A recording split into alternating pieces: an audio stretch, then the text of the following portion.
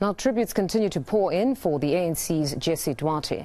The 68-year-old human rights activist and anti-apartheid stalwart succumbed to cancer in the early hours of Sunday morning.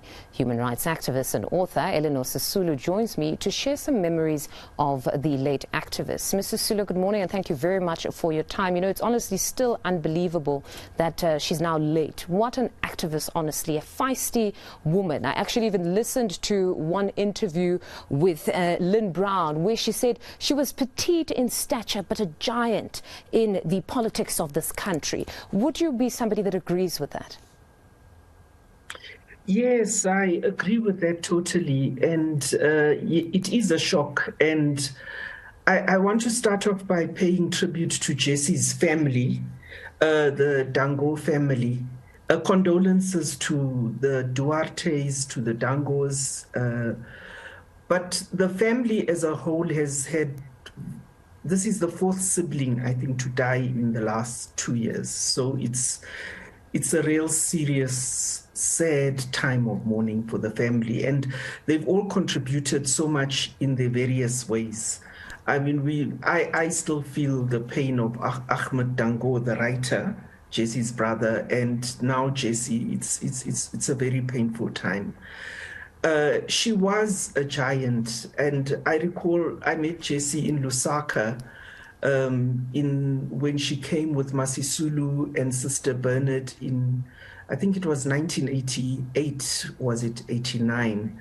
They went, it was the first UDF trip abroad, and they went to meet the presidents of Sweden and England and, the Prime Minister Thatcher at the time, and then they went to the US. So it was a very, very high-level political trip, and they ended up in Lusaka. And Jessie, I was so struck by how capable, competent, and strong she was. And these three women, Masisulu, Sister Bernard, and Jessie, were really a force to be reckoned with. And it was really at the height of apartheid. And Jessie was, she could, many people will know as feisty and even abrasive. You didn't mess around with Jessie. But we saw a soft side in a relationship with Sister Bernard and Masisulu, and that's something I found very touching and endearing. Talk to us about that special relationship she had with Masisulu, because we understand that her political activism actually started there. She was recruited by Masisulu back in the 70s. Yes, she loved Jessie a lot, and there were a group of young women that she worked with, and I think they were involved with reviving Federation of Transvaal Women. And, she would say, they call them Masisulu's girls, and she was very proud of Jessie. And Jessie was a workhorse. I mean, she worked constantly, and she never took a holiday as far as I know. She was so hardworking. So with Masisulu, when I think of Jessie today, I think of Masisulu, I think of Sister Bernard, and just the wonderful relationship and comradeship they had. And it's a very precious memory. And then insofar as the period now of her taking ill, we understand, really speaking to what you're saying of her being a workhorse, we understand that when she took ill and she was at home, she still guided remotely. She wanted to be a part of the everyday running of the Luthuli House. Well, I think this is what is so painful, being struck down by a disease that takes away a person's energy. Yeah, it is very painful. And, I never went to visit Jessie because I know my father died of that same kind of cancer. And it's a period when you really don't have much energy. And I think for a person with such energy and drive, I can imagine Jessie. I mean, she always responded to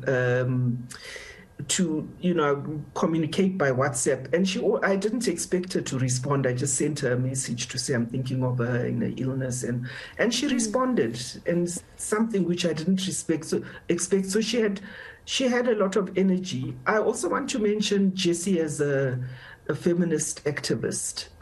I remember I contacted her one time when Justina Mokoko, the Zimbabwean activist, was disappeared by Zimbabwean security agents. And I contacted Jessie and said, Jessie, please. And Jessie, I know within the hour, she had started moving things and, getting women's organizations responded. And I know Jessie played a role in all the efforts to eventually resulted in saving Justina's life. Did you honestly think that this would be how it ends? Because many say in as much as they were aware that she had been ill, it honestly took them by surprise. But surprisingly enough, Lynn Brown again in another interview said that she had somewhat prepared many of those close to her. Did you feel she had prepared you for this moment? Well, I mean, I'm in contact with the brother Zain, and, when he told me about the illness, I know what it means. So, but you can never be prepared for something like this, especially a person who is so vibrant as Jessie. And I just want to mention one other thing, because people know Jessie as the political leader, but Jessie was also a person who played a part in cultural development. In 1991, there was a writers' conference, the first major writers' conference in South Africa. Yeah, 1991 or 92, I forget the exact date. But Jessie played a major role in organizing that. She really was a force to be reckoned with, and she did make a contribution on the cultural front, which is less known. And yeah, I hope that there will be a biography of Jessie which will come up, because she did so many things and her life touched so many people that she's really deserving of being memorialized in that way. No, she most certainly is deserving. And how's the family doing? Because they looked so broken yesterday. Well, I must confess, I haven't been to see them, because I feel at these kind of times, from my experience, it's just overwhelming for families of a public figure. There's just too many people around and it's just too busy. So I will wait for the time and space. But I know that, they say a big tree has fallen, and it's very difficult when someone who has played so large a part in people's lives that this happens. And I think for the Dango family, to lose yet another sibling in such a short time, it's very hard for them. No, indeed, a very, very big tree at that, has fallen. Thank you very much, Ms. Sisulu, for your time. That's human rights activist and author Elinor Sisulu.